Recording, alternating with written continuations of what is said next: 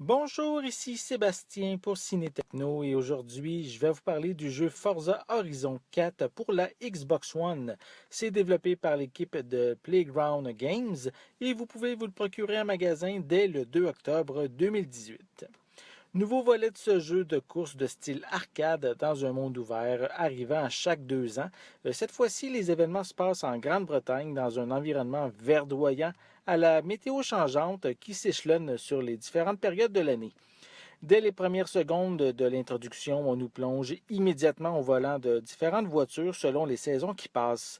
Donc, en plus de parcourir une nouvelle région du globe, cette nouvelle mouture vidéoludique va varier la jouabilité selon des centaines de véhicules disponibles et des conditions météorologiques changeantes. On le ressent dès la prise en main, on sait que le jeu est un succès. Les premières courses servent de tutoriel et nous ouvrent doucement la carte de la région. On peut personnaliser notre avatar, couleur de la peau, vêtements de la tête aux pieds, mais personnellement, ce n'est pas mon genre d'option qui m'accroche, donc j'y ai fait brièvement le tour avant de retrouver mes bolides. Surtout que les personnages ne sont pas les plus détaillés comparativement au reste du jeu, car malgré ce petit bémol, les graphismes sont époustouflants. J'ai joué sur ma Xbox One S en 1080p à 30 images seconde et j'ai été ébloui. J'imagine la beauté que peut avoir le jeu sur une Xbox One X en 4K pouvant aller de 30 à 60 images par seconde. Et je peux dire aussi qu'à de nombreuses occasions, la qualité visuelle est tellement belle qu'on oublie que le tout a été généré par ordinateur. Afin d'agrémenter notre conduite, de multiples stations de radio sont disponibles, allant dans des genres très différents comme le classique ou la pop. Cette édition laisse beaucoup de place aux paysages naturels champêtres ainsi que les poursuites sur le bord de la mer. L'ensemble demeure condensé afin de limiter quand même les déplacements trop longs d'une course à l'autre. Les défis en ville sont toujours présents, mais en moins grande quantité. Personnellement, je suis bien content car j'adore la conduite dans les grands espaces. Contrairement à la franchise Forza Motorsport, préconisant la conduite réaliste, je trouve qu'ici elle est très permissive. Les conditions météo ont un impact sur notre conduite, mais le style arcade reste toujours bien présent, surtout qu'on peut traverser des champs, briser des arbres et des murs de pierre sans grands impacts sur notre véhicule. Aimant particulièrement ce style de simulation, elle me permet de décrocher pour profiter pleinement des courses sans avoir à aller dans les technicalités.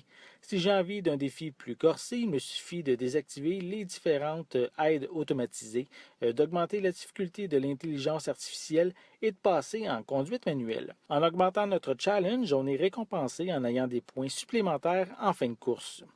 Forza Horizon a été conçu sur la longévité, car après le premier cycle des saisons effectuées, on passe au changement de saison hebdomadaire et le mode multijoueur s'active afin de pouvoir affronter des joueurs du monde entier.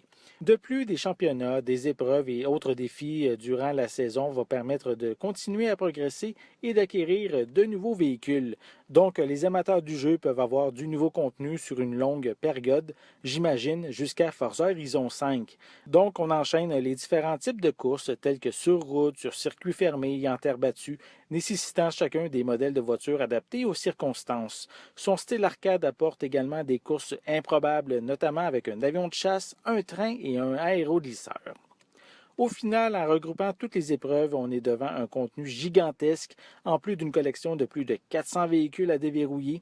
Donc, prévoyez des dizaines d'heures à être au volant et surtout à ne pas vous ennuyer. Sachez qu'on ramasse de l'argent assez facilement et on peut se les procurer avec seulement de la patience, comme des maisons servant de garage pour se déplacer automatiquement si vous n'avez pas envie de prendre la route.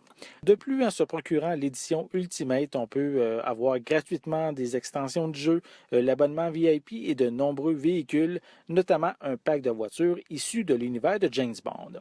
Forza Horizon 4 reste toujours la référence du jeu de course en monde ouvert. Splendide avec un contenu énorme, les heures passent manette en main et on ne se lasse pas de parcourir les contrées de l'Angleterre.